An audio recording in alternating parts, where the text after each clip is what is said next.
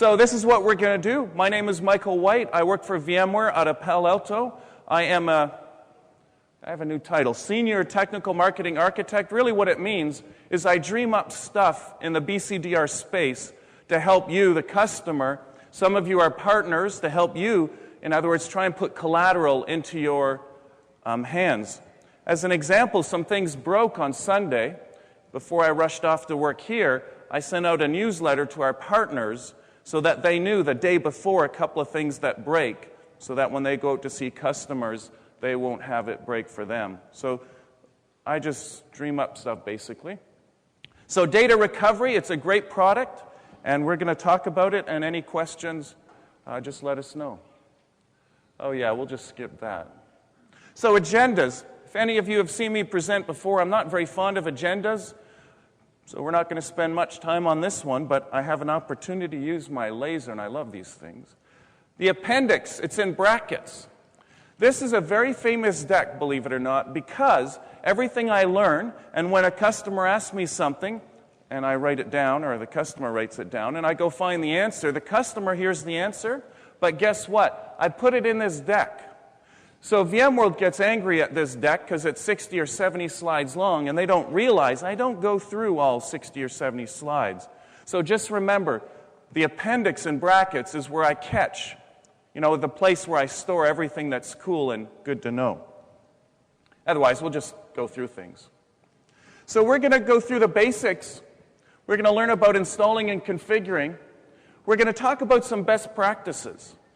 I sit on a list where I monitor all the problems and all the solutions, and of course, when I do that, I'm able to come up with some ideas that I can make as suggestions in here today that'll save you some hardship. And we'll talk about those too. Most of the slides in this deck are mine. This isn't one of them. This is much prettier than mine. What we're talking about here, VMware Data Recovery has two functions. Function one is to do a backup. But there's a couple of things up there that are really particularly interesting. The deduplicated storage. What that means is, if you're backing up a number of Windows virtual machines, and you're backing them up to one particular location, in other words, that location is filled with Windows virtual machines, we're able to deduplicate them. What that translates to is, in my personal lab, that means 61% of the disk is used, not 100%. So I have a savings, quite significant. Now, if I happen to put a whole bunch of Windows machines and Linux machines and whatever else you could have in your environment, all in the same place, it might not be 61%. It might be a little worse. So, really important thing to remember. Something else I quite like is right in here, centralized management through Virtual Center. We're trying very hard to make sure that when you have applications from us, like this new one, VMware Data Recovery, you manage it using the same skills that you've always used. Meaning, if you know how to use Virtual Center, well, you pretty much know how to use this product. You can go to one place to see what the audit history is for Site Recovery Manager, or you can go to one place for the history of your backups, and it's in the same world. It's all in Virtual Center, so I think that's pretty good. That green doesn't look quite that green on my computer. Hi there.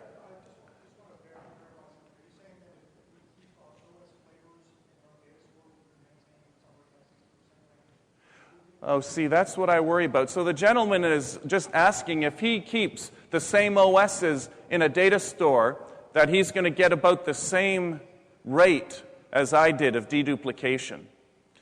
And of course, I have to say that, what's that saying about how things will vary according, the mileage? However, the answer is yes, that if you have similar virtual machines, I've seen customers do that on SQL servers. They have a data store for their critical SQL servers. They get very good commonality between those SQL servers. And in fact, in here we talk about something that relates to those SQL servers, a little bit about DR for them. But yes, the answer is yes. If you make sure your data store has commonality in the virtual machines that are stored within it, the more common, the more deduplication. So this is just a reminder slide of a number of things about data recovery. We can sort of see that green really didn't turn out well.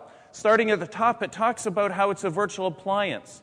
I love virtual appliances. It's very important to me that you can very easily suck this thing into Virtual Center, and you don't even have to play with DHCP, you can use DHCP, it's fully supported, and you can not even worry about static IP addresses, so you can be very quick at getting this to work. That's the power of a virtual appliance. Wait till you see our next generation next year of virtual appliance. Very, very cool stuff. What we see below it is a little confusing. First time use, when you back up a virtual machine, it's a full backup. The second time, it's incremental. It's not incremental like the old days, though. In fact, we're trying to not use the word incremental, and I would have deleted that word if I had found it, because it's complicated. We have a slide to talk about it later on. Really, what we do is a full backup, and then we do synthetic full backups, and we'll talk more about that. We have VSS integration. So what that means is every time we do a backup of a virtual machine, we talk to VMware Tools, and VMware Tools does the best it can at acquiescing through VMware Tools, the operating system, and the applications. We do not do log management. So you can have a SQL server that's quiesced, but we don't do any of the management of the log files. We just can't.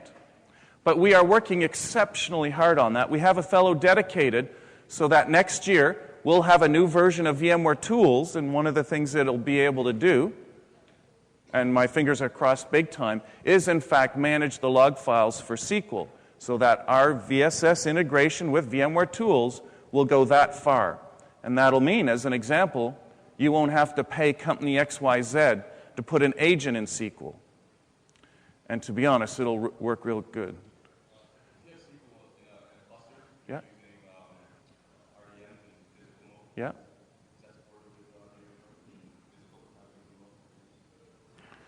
Yes. But I wouldn't really say that the cluster is supported or not supported. Really, this was originally designed for the SMB market. And then, of course, when we discovered there was so many big companies buying it that we had to sort of reevaluate that. That's where we're moving down the path for VMware Tools as an example. But as an example, in clusters, we really didn't test that. You have my email address. You remind me, and I'll get a better answer. As we read through the list here, remember I said this wasn't my slide, right? We say that we support NFS. That would be one of those confusing marketing terms. We support NFS when there's a virtual machine running on NFS, and we can back it up successfully. We, however, cannot use NFS as a destination to write a data destination, or we can't write out to NFS. Locking issues, and I believe last year I said we're working on it, and guess what? We're still working on it. And actually, I'm not being facetious. We really are. It's a very difficult issue to fix. CIF shares, we have some pretty strong best practices. I'm going to be rather forceful about recommending them to you, but we do fully support them. They're particularly useful for data recovery kind of stuff, but we'll talk about that. Some of the things down here at the bottom are sort of interesting. We'll skip over some. So we have a wizard. That's the decline of civilization, almost. Everything is becoming a wizard, and we have them too. Pardon me? You can interject stuff. I don't mind at all. In fact, if it's really good, I'll tell other people. Seriously, what else can we do here, right? We're stuck here for 9 days. Last line, though, is really important. You're going to learn some best practices from me around that, too. As a virtual machine is vMotioned around, we don't actually care. Because what we're going to do is we're not going to specify backup virtual machine XYZ. We're going to say backup virtual machine MoRef and a number this long. And that means no matter where that virtual machine moves, that we could probably engineer a circumstance where it could move somewhere we can't find it. But through DRS, through vMotion, storage vMotion, we'll continue to back it up. That's pretty cool, guys, but you should remember that, and you should expect that. Let me give you another example. We have a firewall product. Probably nobody's heard of it, but we have a firewall product. And it doesn't base its rules on IP addresses. It bases its rules on the same thing this guy does.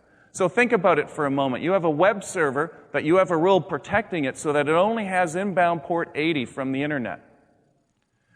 But somebody changes its IP address or it gets vMotioned around, well, our firewall product doesn't care because it's looking at the virtual machine and it's using its MoRef, just like VDR. So as it moves around, is it vMotion, storage vMotion, whatever, we don't care. The rules still apply. Sort of interesting. Here's one of the marketing kind of slides that we generally toss in. We're supposed to have a screen here, aren't we? I just realized you guys, with me standing in the way in particular, can't see over here. So I'll try and stand better. So what we've got a little list here is of the improvements that we've made in the current version. And folks, the current version is a big deal. If there's anybody here who's using VDR and aren't using the newest version, I strongly urge you, before you go out drinking tonight, to change that. No, I'm serious. The number of fixes are significant. So what else do we have in here? So there's marketing lingo up here I couldn't avoid. Notice how we say when using vSphere 4.1, app-level quiescing with Win2K8, and Win7 should be up there too. That's not entirely, it's not true, basically. But it's also true. That is, and I talked to Asmir about this because, of course, it immediately caught my attention, and it is sort of true, but it's according to Microsoft documentation. It is technically true because Microsoft documentation say that. Yeah, I said this. Well, it is true according to Microsoft, and according to me, Michael White, it's not true. And the reason it's not true is because application level acquiescing means something a little different to the customers I know and to me than it does to Microsoft. That's almost verbatim from their documentation. But if you go get a SQL server and you back it up with no agents, you're going to get a backup, but you are going to get a backup that I call crash consistent. The logs aren't going to be managed. So that's technically true in the marketing literature from Microsoft, and so we had to write it. But in practical application, it's a little different. That's why we're putting enormous money into VMware Tools, so that VMware Tools next year, in our next major release, will in fact make that true according to me. We will get an application-consistent backup of SQL. This is a really big deal. I deal with this all the time with customers who've been replicating their SQL servers, their Exchange servers, their Domino servers from one site to another. I'm a BCDR guy. I do that all the time with customers, and they always wake up broken. Sometimes it's a 60-second fix by Exchange. No big deal, it does it itself. Sometimes it's 20 minutes. Sometimes Oracle needs an hour. Sometimes 40 minutes. And all of those are because of crash consistency versus application consistency. And that's why I'm ruthless on this. It's really not to the level of application consistency that I think you would expect. Two big issues. Damaged data stores, meaning when you come in the morning and look at VMware Data Recovery, you actually see damaged restore points. We actually have a filter item, which is a great idea, which shows only them. And of course, there's ways to deal with it. But we've actually fixed that. We've solved that issue. So 1.2, we have not had any calls from customers on that particular issue. So there's a good reason right there to upgrade if you haven't. And we've had some issues that are what we call hung, meaning you start a backup and, well, It's still running right now. And that too is fixed here. We have a nice little blog that Asmir wrote that covers off in a little more detail what we're talking about here. Question, yes?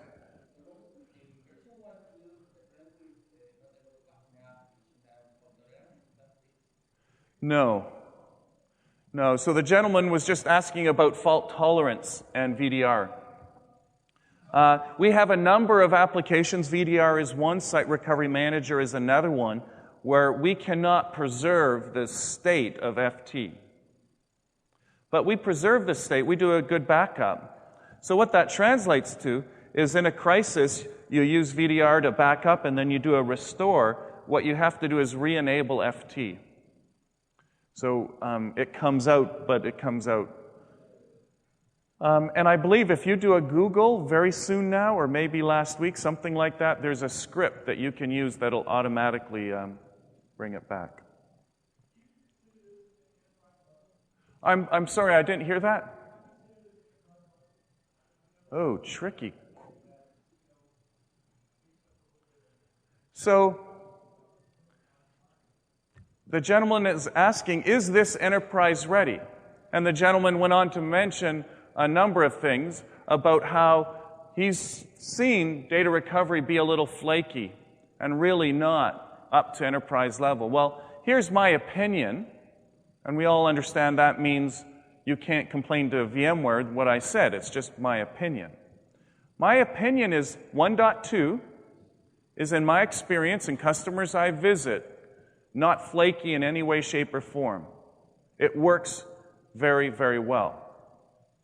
However, to answer your question, I believe this is not enterprise-ready software. And let me explain why. You have to go into this software every day. Forgot to do it this morning for my labs here. You have to go into it every day and check the status of the jobs the night before. That one thing, in my opinion, makes this not enterprise-ready. Now, to be honest, we have a bunch of customers, I've met them, that are using this in enterprise ways. They're writing out to data domain boxes that are just huge, and they've got 10, 12, 15 appliances all doing backups. But because you have to check the logs, in their case, they check a lot of logs. Not logs, you have to check the screen, and you have to see if the backups were successful. My opinion is that this is not really ready for most companies' enterprise use. And we are going to resolve that. I'm working right now on a blog trying to make this report to a syslog server and turn a syslog message into an email to try and mitigate this problem. But I can also tell you we're putting huge effort. It's, I saw a demo. It's sort of like alpha mode. It'll be beta soon, where we'll provide email reporting in this.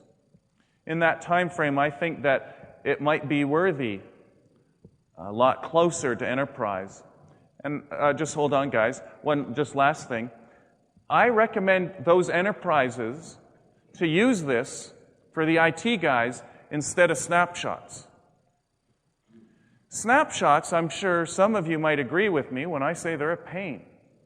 Incidentally, we're going to fix that. Our next major release, snapshots, won't have redo logs. Think about that for a moment. It's actually going to be a function of VMFS. Anyways, maybe you don't care, but I care. It'll mean a lot easier. But for today, snapshots are difficult to manage. And what I do, when I would normally use a snapshot, what I do right now is I take a backup with VDR. I can still pull it back perfectly. I'm happy. But yet, at the same time, I don't have redo logs that are slowly expanding and about to take over my system. So some of the really large VMware customers I work with, they use it for that. They still don't use it for enterprise backup, but they use it in the IT or in the labs to replace snapshots. Oh, yes.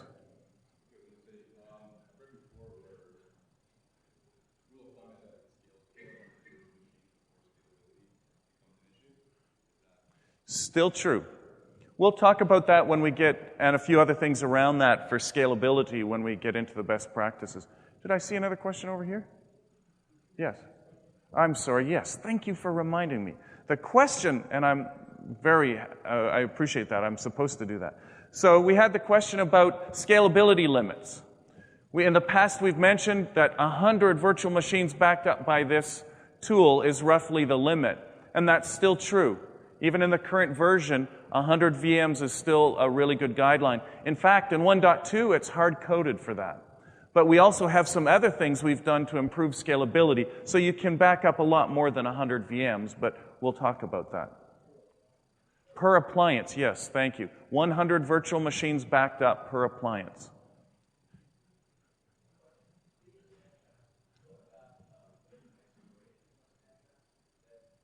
Oh, I'm not supposed to say that's a very good question anymore, but you know, that's a very good question. So I'm not sure how many of you have played with VMware Update Manager. I love that tool, and it does expire snapshots. So what that means is, to be honest, is we're experimenting. We're pretty darn sure it works and works well, but we put it out not everywhere, but in one place, and we're waiting to see what people think of it. And I hate to say it, not a lot of people are saying anything. So that's bad, because product managers, that's what they look for. But the fact is it works real well, and I played a lot with it, and I'm very happy. So I've done my part to suggest we should have that in other places. So yes, we are thinking about it. Did you?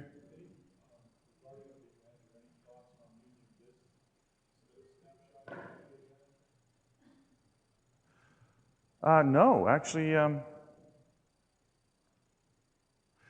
that's a really good question.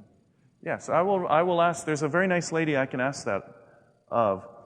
I can see pros and cons. The gentleman was just asking about when you work with VMware Update Manager, instead of using snapshots, using this product, which is sort of interesting. So, yes.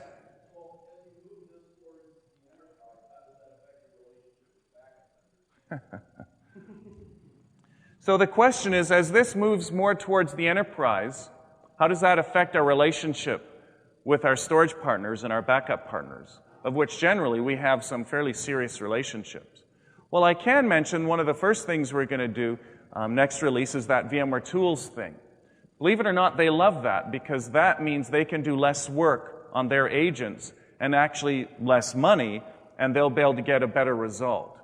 And it'll look like they're doing it, but actually they're using our VMware tools.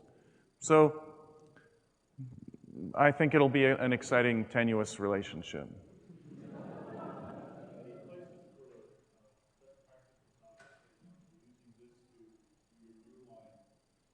Yes. So this gentleman was just asking about using this to do some of the tiers of backup in a way, such as nearline and having offline done by the Tivoli's or the net backups that you traditionally use. And there's a lot of ideas like that you can do. We're going to talk a little bit about some of that in some of the later slides if we can get past this one. But yes, that's a good idea. We are, after all, on slide 8. So really, this is the snapshot about installing the product. You really just suck in an OVF file. It spits out a virtual machine that's working. Generally, I think I mentioned, yes, adding a VMDX. I'm going to give you some ideas around the best practices of where to use VMDK files, performance and other reasons, but really, this is it, and I have a snapshot here. When you pull down the data recovery, what you actually get is a zip file or an ISO file. It varies a little, and inside of it, you'll see this. You'll actually notice the OVF folder. So you go into the File menu, and you point at that folder, and inside the folder, there'll be a file, and you just pull it in. It'll ask you a few questions like network, like data store. I think it asks you the time zone, if I remember correctly. And literally, it deposits that VMDK, that VMX file, up in a folder on the data store that you selected. And it works very, very well. Now, here's something that's a little different you may not be used to. Notice how there's a plug-in MSI there? If you've worked with any of our packages, generally, all you need to do is in the vSphere client, go to the plugins menu, and install the plugin. In this case, because it's a virtual appliance that's actually not connected to Virtual Center, we actually have to install that plugin manually. It's not very hard, it goes quick. As a best practice, I suggest you install the plugin first, then install the appliance. Here's an example where we're actually importing the OVF file. So incidentally, OVF files, just think of them as zip files. Today, I think there's a limit of 1 or 2 different, I think maybe 1 VMDK on the inside of an OVF file. In the very next release, there'll be a limit of 16 or something, I forget. But it's a zip file with metadata.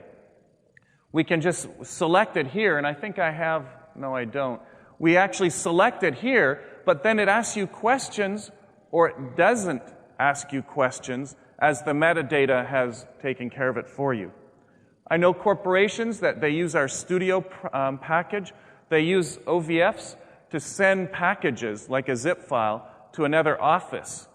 And then when they import it, there's no questions, because the parent office, the head office, has answered all the questions, so that virtual machine is deployed with the head office sort of rules. In any case, we install it. When we configure it, we just need to do a couple of things. We turn it on. DHCP is optional, meaning if you use it, everything works fine. I happen to not use DHCP if I can avoid it for things like appliances, but it's totally optional. We change the root account password. We notice how secure it is up there, right? And you know almost nobody does change it. When we get the logs, we can tell. And then use the plugin. It's going to prompt you for your credentials, and then it's going to start the wizard, and you'll, within 2 minutes, if you don't change the IP address, within 2 minutes you'll be doing a backup. If you do need to change it from DHCP, like I do, whoops, I don't like using DHCP, I mentioned that. This is where we can come. This is the console. I guess I shouldn't have chopped off. We're actually in the console in the vSphere client. This is where you would come to change the network information from DHCP to an IP address. Take care of DNS. As well, notice how it has PDT. Most of our coders might actually be in Sofia, Bulgaria, or Cambridge, or Toronto. But somehow everything we do at VMware has a Pacific Daylight Time zone. So you'll want to change that. That's actually important. It sounds silly. I should have made it a best practice, actually, but I didn't. You should always change that so that the logs are always in the consistent time. So across your enterprise, the log times all they'll match anyways, but it'll be a better thing to work with. Creating a backup job, very straightforward, and a little different than in the past. If you click the new button, very straightforward, you're actually prompted for a job, which we didn't do in the past, or prompted for a name. On this screen, we can select virtual machines to do a backup of. But what I want to point at, whoops, daisy, is if we look in here, see all the checkboxes. Now, what people are in a habit of doing is checking see where it says FVSAP? That's my Falcon Store storage array, a virtual one. But people will check that box and back up that virtual machine. Now, I'm a little ahead of the game, but this is a best practice I would suggest you think of. Instead of checking that box, go up one level and check it in the resource pool there called Local Miscellaneous. And guess why? The next time you deploy a virtual machine, if you happen to put it in the resource pool Local Miscellaneous that night, it'll get backed up. Very handy, and it's certainly saved my bacon a few times when I'm in a rush, when I'm on the road, and I deploy something in a hurry, it's going to get backed up, even if I forget to do it. This is where we get to pick the data store that we're going to write out to. We can only have 2. I'll sometimes have that 2 organized a little differently. We'll talk about that later, but we just simply select it. This is sort of interesting. This tells you the gray. I always thought it should be green, but anyways, the gray means you're allowed to do a backup once per day. So the appliance in the gray is going to do once per day a backup. And where it's blue, I'm sorry, I said that wrong. Gray, it won't do a backup, and where it's blue, it will do a backup once per day. And we've got the buttons there so you can select everything if you want to do a backup every day. And we can change it quite easily with just clicks if we want to. This is something that I find a little confusing sometimes. Once I actually had to challenge this and very carefully select it so I could repeat it and see if the numbers all made sense to me, and it did, thank goodness. What you're doing right here, this is making it simple. Few, more, many, as an example, means I want to have less copies of a file or more, many. So in other words, when you select one of those options, it changes the numbers down here. And of course, as you can imagine, custom, you can just go crazy and make whatever kind of rules you want. And literally that means keep that X number copies of what you've backed up. Now what's interesting is when those things expire, we say keep 8 weekly backups. You might actually have 9, because we don't delete right away. We actually will continue to work, and we'll have a task that's called reclaim that runs I think once a day. And when that task runs, then it tidies up. So just bear in mind, as soon as you hit 9 copies, or 2, or whatever it is, it doesn't immediately delete it. Here's a summary. I think this is what everybody has to have with wizards nowadays. And now it's going to look like this. Notice in the bottom there, in the status where it says waiting, it's waiting for the parameters that you set in terms of the blue area to become true. And then once, it will do a backup per day after that. We can see the destination there. Notice it's in IP. Or pardon me, notice it's an IP address versus a DNS name. By default, you're going to have troubles doing a DNS entry there or using an IP name.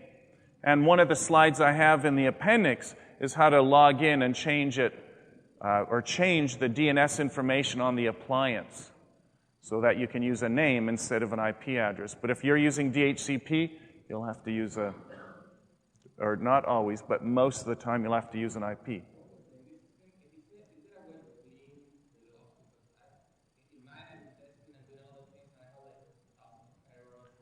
That's absolutely a good question to ask because I forgot to put that anywhere in here. So in 1.2, the developers added something that I was very, very happy about. They added the ability to delete logs. I'm not sure.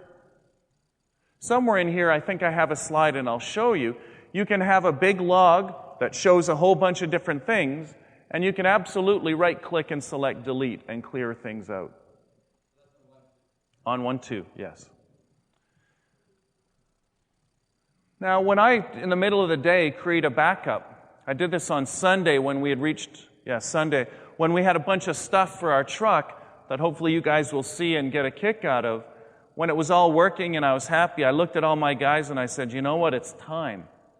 But we had already done a backup early Sunday morning, so it wasn't going to do another backup till Monday night sometime. So what I did is I right-clicked on our jobs and I selected Backup Now, All Sources. And that means go out and back everything up. If you select the out-of-date sources, which I quite like sometimes, it only backs up the things that haven't been backed up yet. In other words, the new machines I had deployed. So quite handy. You'll remember that I think we used to call that bring to compliance or something. I think this is a little nicer.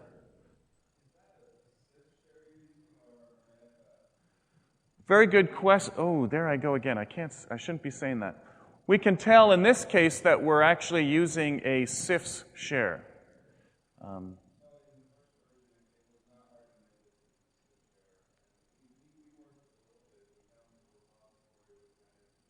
Yeah.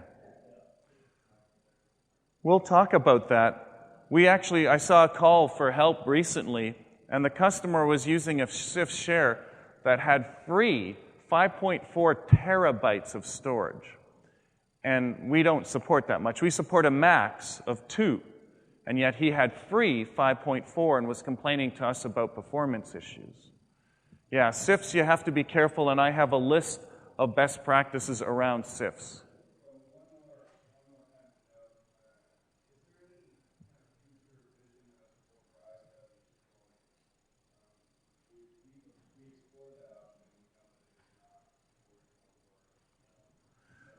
So the question is about, will we ever support iSCSI volumes as a destination?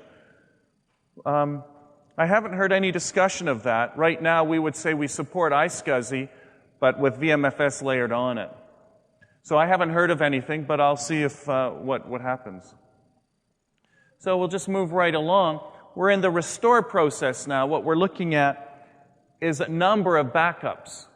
Notice right here, we've got 5 restore points. So even if there's 1,000 restore points, like I have in one of my labs, really a large number, I leave it on this 5, because generally, all I need to do is see the latest backups, or to choose first to choose the restore from, or second to see if everything is successful. And what we can see here is we can see all the important information, I think, about the restore points, things like date, time, but also, notice what we have here too, backup location. This looks a little different than the previous screen. That's, unfortunately, sort of code for saying we're backing up to a VMDK. And we'll talk about that in our best practices.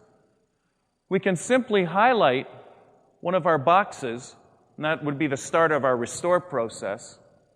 We're able to select as part of a wizard what we need. This is an interesting screen during the recovery. Notice we have a number of columns up here. It's hard to tell by looking, but those things are live. You can push them. You can say right here, do not restore the configuration. I'm not sure why you would do it, but you have an option. The one that I like to use sometimes is right on the end here, reconnect the NIC. That's very handy when you have users that are using a virtual machine and they need to get certain files back. You can mount it without a network connection. You can go into it. You can pull the files out and do whatever it is you need to do. And this is when we've got our decisions all made and what's actually going to happen. In this case, we can tell a few things interesting. Notice right here the funny little red thing. That means we're actually going to overwrite something that's already there. So we might have a corrupt VM, and instead of deleting it and dealing with it, we're just going to simply write out to it, write over it. We can watch what's happening in the restore process. We can see the percentage. We actually get calls from customers that say the restore went too quick. And that's sort of a nice thing to complain about. But what the customer didn't know is that we use the same technology to do a backup, to do a restore. We use something called change block tracking. Whenever we do a backup, or whenever we do a restore, we ask an API what blocks have changed. And we only back up the blocks that changed. That makes the second backup very fast indeed. It's called changed block tracking, and any of the name brand for backup products today, the Net Backups, the Seagate execs, the Veeams, Vision Cores, Commvault, all of those guys will do change block tracking support, which means your second backup is very fast indeed. But the restore uses it. If you're writing out the whole VM, doesn't really matter. But if you're writing out the whole VM over top of the old VM, it can be a really quick restore because it only has to write out the blocks that are different. Very, very interesting technology, I think. Here's something, yes?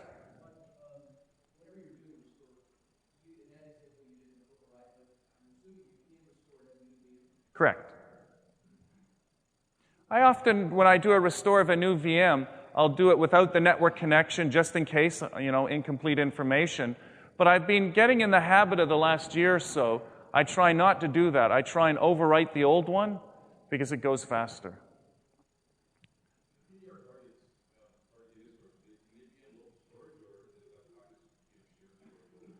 So, interesting question.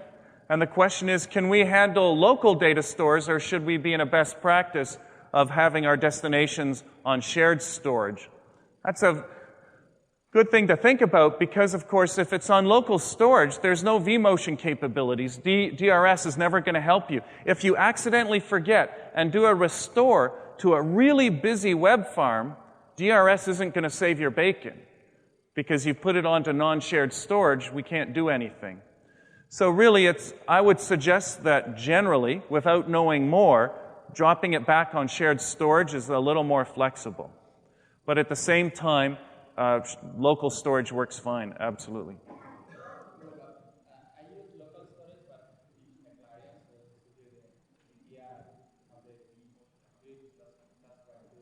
Yes. So the question has to do with, if you put it local, you really are going to lose things out, such as vMotion. And I think it'll make this a lot harder to work. This is a file-level restore utility. This utility is designed to be given to end users. This is given to an end user. It supports the accreditation or the credentials, and it allows a user to pull back a file. Now, of course, a lot of our customers, it turns out, want this, and then they don't use it.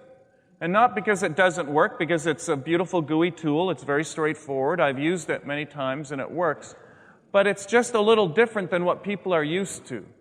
Most of our customers will actually, believe it or not, the administrator will do this, or the administrator will pull back the whole VM and then pull the files out of it and email it or put it on a share to a user. We actually have a command line version of this now for Linux.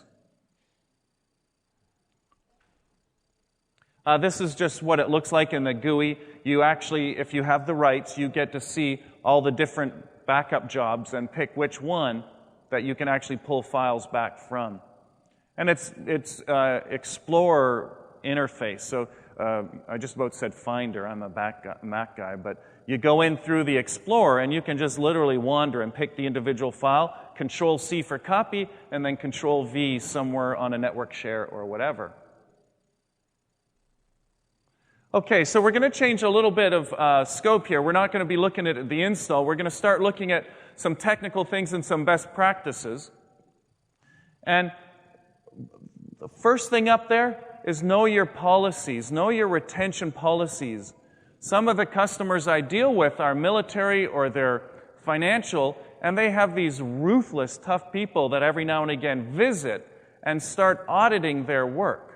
And when you have a retention policy that doesn't match your documents, if you have a written document that says, I keep all files for a year, but your retention policy says I only keep them for 2 weeks, well, you're in a spot of trouble there. So understand your retention policy. Do a restore. This just takes my breath away, but you'd be amazed at how many customers I have visited personally who haven't in the last 6 months or in the last year haven't done a restore. I've actually met customers who haven't done a restore since the software was installed. That's not a good thing. That's not something to be proud of. You need to do a restore. I would suggest if it's enterprise-level software, you should do a restore once a month to make sure that you can, in fact, do a restore. We have file-level restores available in Windows and Linux. It's not backwards compatible. We cannot do a backup of virtual machines held on old ESX servers. Virtual Hardware 7 is needed for our advanced technology, such as change block tracking, such as FT as an example. So that's what the real deal breaker is. If you have a virtual machine that's from a 3.5 host and it's running on a 4 host, we can back it up. But because it doesn't have Virtual Hardware 7, it's going to take a really long time to back up. Deduplication is first image backup is an image backup. It takes everything. But the second one is called, or what we like to call it, is a synthetic full. We only back up what's changed. But because of the way we do the backups, we're able to do a restore that looks like, to you, a full restore. And it is. But we don't have to go through a whole bunch of different incremental backups. Deduplication is block level, not file.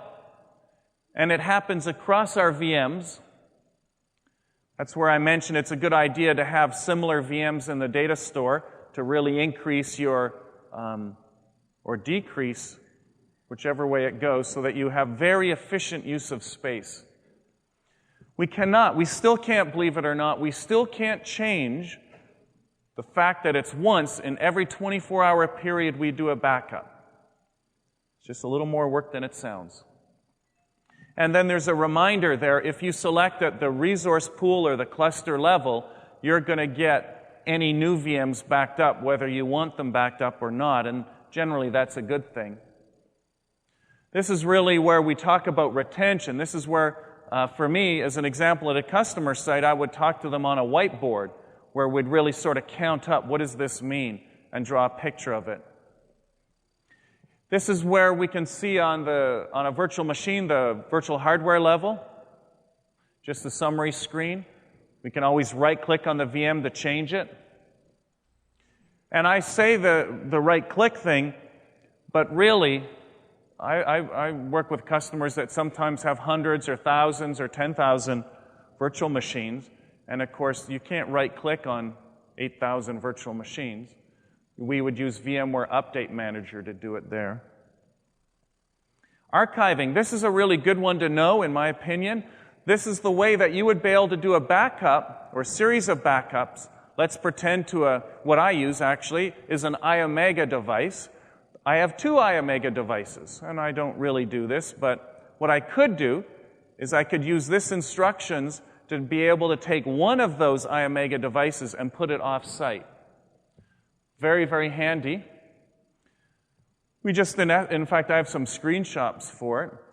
The other thing you can use this with is not just nicely moving your data store somewhere else in a usable condition, but once you've done this, even if you don't move it, and a tape backup device or disk-to-disk kind of device backs up that data store, it's in very good condition. You will be able to restore it somewhere else and make it usable. So very handy. Do you notice this here? This is something I'm really, really impressed with, and I like it a lot. I've told all the developers I know what a great idea. Every data store has in it not just your backups, but it has your jobs and the index and the catalog. So literally, you move that data store to somewhere else, and you have an OVF or you have a copy of the appliance. You've got everything. You have your jobs, your index, your catalog, and in fact, all your backups. Very self-contained.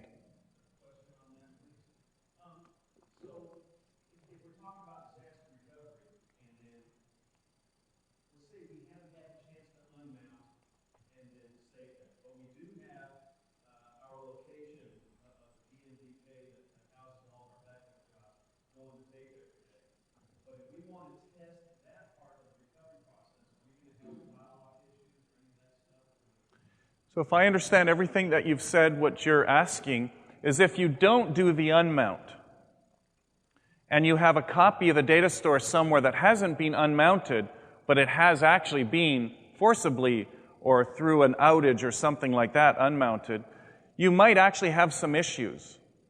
But I would generally say that with maybe a little bit of work, not maybe, with a little bit of work, they should be retrievable.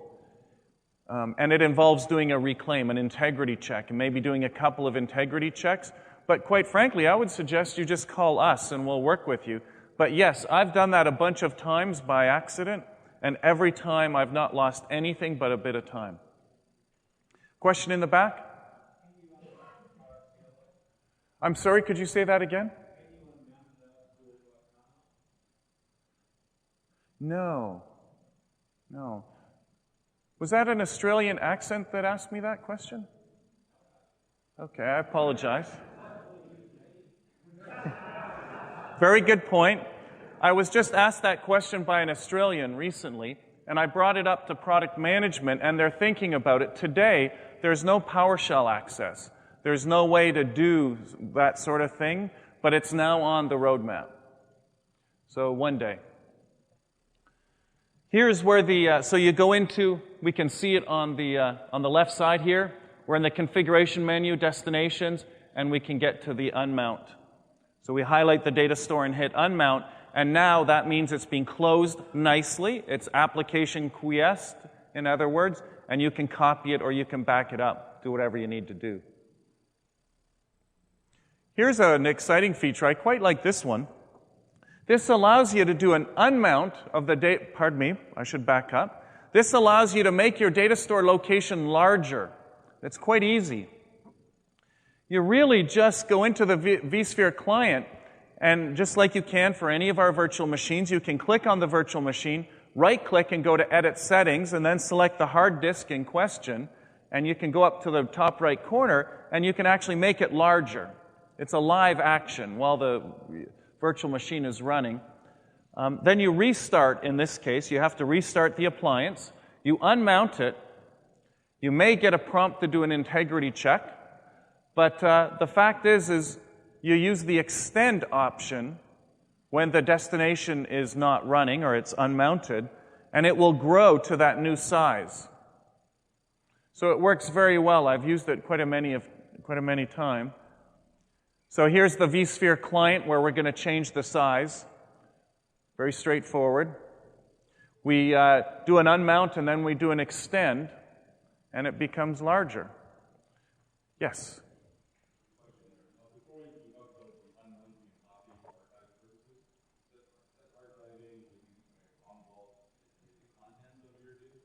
No. So the question is, when we're doing that archiving, is it the contents of the destination? And the answer is no. When we do the unmount, that destination is actually now closed. And so if you use Commvault to back it up, what you're going to back up is closed. You're backing up the outside of it, if that makes sense. And later on with Commvault, you would restore it, install another appliance, point the appliance at that restored data store. Does that make sense? Yes. Yes. I think you asked me that question before, too, didn't you? Last year, I think. Oh, yes. So, right now, this capacity really has a limit, hard limit, I believe now, of 2 terabytes. But in a couple of slides where we talk about best practices, that's not what I would recommend in a CIFS share, and we'll see that in just a moment. In fact, maybe right here, actually.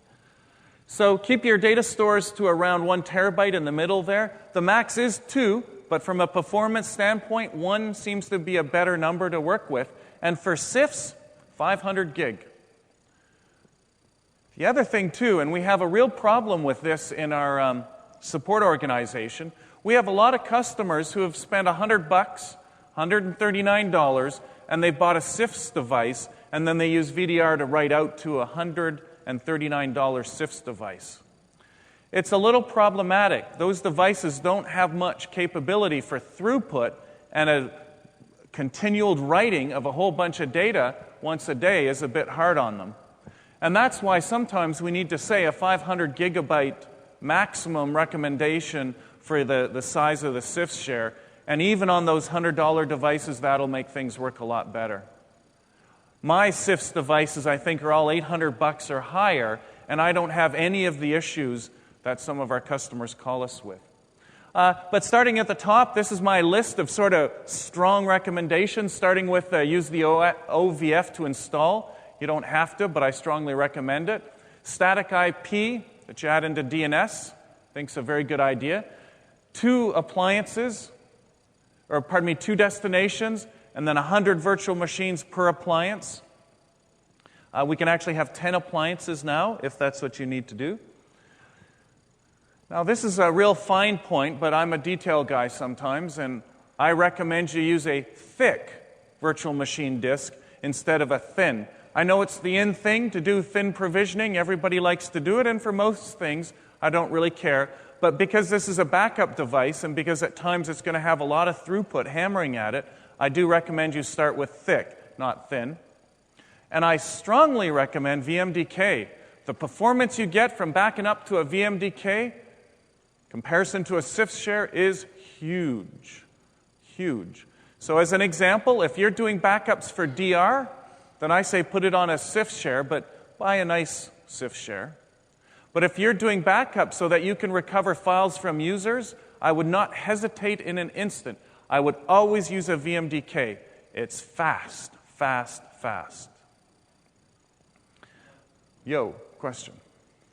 Well, you said at most two destinations per appliance, and for example, we have these guidelines and we have three. Is there an easy way to consolidate the backups into one destination? So the gentleman is asking about consolidating a number of appliances into less. And the answer is yes, it's not that hard. We can't move the contents of a destination to another destination, but it's very easy to recreate jobs and just go. That's correct. We can't do that at this time. I'm afraid so. We have no way to move backup the restores between destinations.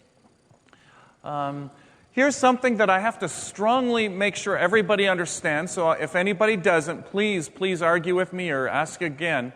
For any VMware product, anytime you get into trouble, before you call us, give us the support log. So go to our website, upload the log file, and then call us. You will always get better and quicker answers. And even for VDR, there's the knowledge base article on how to grab the log bundle. Doesn't take long. And guess what? I talk to the developers when I have a problem, and I first get the log file. It really means when I'm talking even to a developer, much less a support guy, I get much better help much quicker. Sometimes, before I even talk to the guy, I get the result. I get the answer. So log file is really important. And on the last line here, I mentioned you may have to edit the host file if you're having trouble going out by name to your CIFS devices.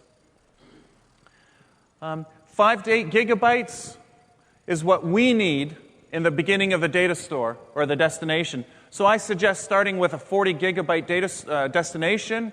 You can grow that very quick. In just a few minutes, you can grow it larger as necessary, but at least 40 gig.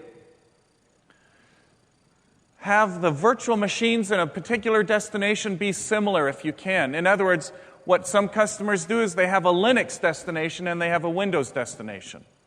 And that makes for a much more efficient deduplication, which means less space in use. Oh yeah. Be careful about doing upgrades. Before we had documentation, I did an upgrade. I accidentally deleted my VMDK that had all my backups in it. And now, of course, we document that very, very carefully, and I don't make that mistake anymore. But the fact is, when you upgrade your appliance, and I use VMDKs just like I suggest you guys should, well, then you move that VMDK from the old appliance to the new one, and you're good to go. But we step through it in the documents very carefully. Here's something a lot of people miss, and it sometimes causes issue. The VDR plugin, make sure you use the same version of the VDR plugin as the appliance. You always download them both. We force you to do that. They both come down. Make sure you upgrade both of them. It will help. Here's a little trick you can do. Dedicated virtual SCSI adapters. That helps with performance a little bit. I must admit, half the time I don't do that and I don't notice any difference. But here's a good one. This is one of my little personal things. I do this now religiously. I will always do an integrity check before I upgrade. And generally, I've gotten into the habit where my wife comes home from work. I work at home a lot. She comes home. I start the integrity check, and then I go help with dinner. And by the time I'm just about ready for bed, the integrity check is finished, and then I do the upgrade. And then that night, I get a good backup. And the backup works much better over time, over a whole bunch of upgrades because of that integrity check. I really recommend it. Part of the reason is because we make fixes for the data store as well as for the application. And that means when you do the integrity check, you're making sure everything is healthy before those fixes are applied. For DR stuff, this is real important to know. This last thing, this is new, really big deal. You can actually do restores without Virtual Center. That would be actually how you can restore Virtual Center in a critical situation when Virtual Center happens to be virtual and you happen to have backed it up with VDR. So we're just about finished here, and I think I got the eye from back there. Here are a number of different resources that are useful. You will have this deck. In fact, I believe you have it now if you want it. It was supposed to go out last night. What we have here is just some more things. Availability, this is where you can find it. We have demos of it here. In fact, at the big red truck, if you come say hi, they're there. Self-paced labs have some VDR stuff. Here's an important summary that I think is really good information to know, but it's just reminders. Oh, I didn't put this in. This is one of the things that happen when you give slides to other people. This is an important slide. These are all the questions that I think you guys should ask me, but maybe you're in a hurry, and they got the answers. So this is sort of cool stuff. When you're at home, when you get away from this place, and you're relaxing, and you look at this deck, and you get this deck. Incidentally, I have notes. You can't see them here, but these slides... Whoa, whoops. These slides... Below it in the notes section, I have notes. That is more information, but there's some good stuff just on this slide. And thank you for being here. Thank you for being VMware customers, and you have 5 extra minutes to your day now. Thanks.